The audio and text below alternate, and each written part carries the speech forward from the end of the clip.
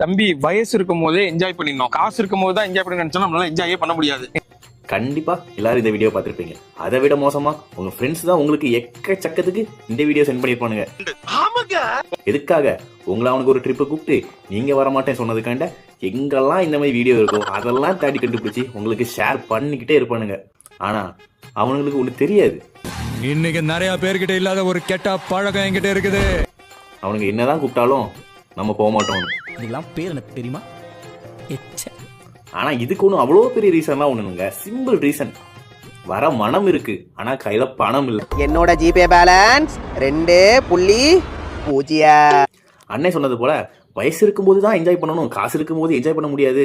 சொல்லது கேட்கல நமக்கே ஒரு நிமிஷம் தோணும், சார் நம்ம வாழ்க்கையை வேஸ்ட் பண்றோமோ என்ஜாய் பண்ணாம. ஆனாலும் வயசு இருக்குச்சுல என்ஜாய் பண்ணதுக்கும் கையில காசு வேணும்லங்க. அது யாரு தருவா? இப்போ அவனுக்கு நம்மள ட்ரிப்பு கூப்பிட்டு நமக்கு என்ன போகக்கூடாதுன்னு ஆசை, நம்மளால போக முடியாதுங்க. அதுதான் விஷயம், கையில துட்டு இல்ல. இப்போ ஒரு ட்ரிப்புக்கு போகணும்னா 3000 இருந்து 5000 குறையாம ஆகிரும். ஆனா அந்த 5000 ரூபாய் வச்சு பைக்குக்கு இஎம்ஐ அடைக்கலாமா, இல்ல போனுக்கு இஎம்ஐ அடைக்கலாமா, இல்லாட்ட வீட்டு செலவுக்கு கொடுக்கலாமான்னு நம்ம பசங்க யோசிப்பானுங்க.